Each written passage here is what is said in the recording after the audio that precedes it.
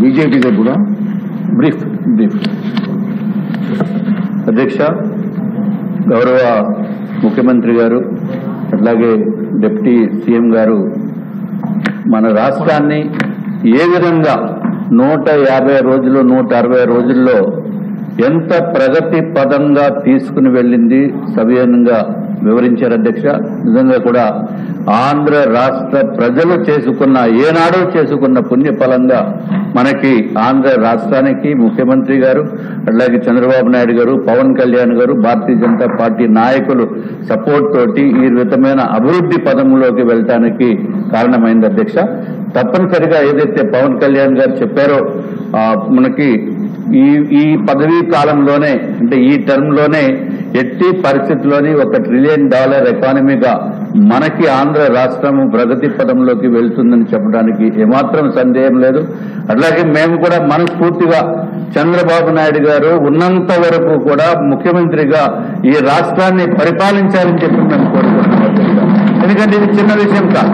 మనకి ఒక్క ఛాన్స్ అని చెప్పి జగన్మోహన్ రెడ్డి గారు ఎంత డిస్ట్రక్షన్ చేసి మానసికంగా ప్రతి ఒక్కరిని ఇబ్బంది పెట్టి, ఆర్థికంగా ఇబ్బంది పెట్టి, పెద్దలను చూడకుండా కూడా వాళ్ళు తరపున ఉన్న వెనకాల బ్యాక్గ్రౌండ్ లో రౌడీజం చేసి రకరకాల ఇబ్బందులు పెట్టిన మాత్రం వదలకూడదు అధ్యక్ష.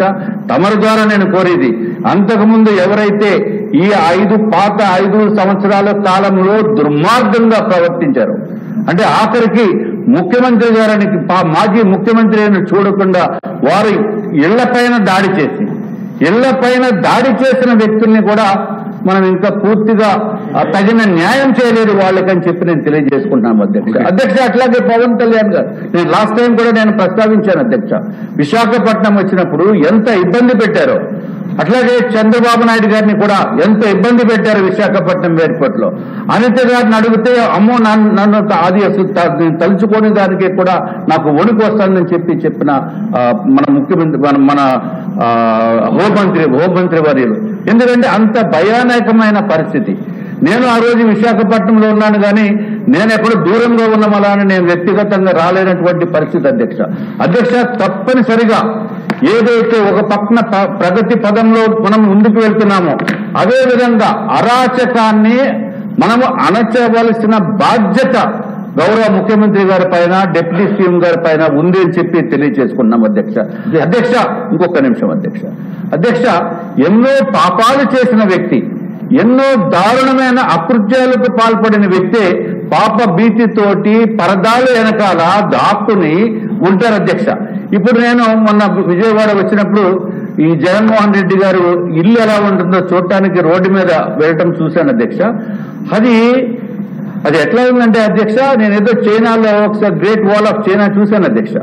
ఆ విధంగా బిల్డప్ చేసుకుని టోటల్ గా మొత్తం బ్యారికేడింగ్ తోటి, అది డిఫెన్స్ మినిస్ట్రీలో కూడా మనకి ఇండియా పాకిస్తాన్ వార్ లో కూడా సెన్సిటివ్ ఏరియాస్ లో కూడా అంత కట్టుదిట్టమైన కంచె ఉండదు అధ్యక్ష. ఒక పక్కన అటువంటిది ఉంది.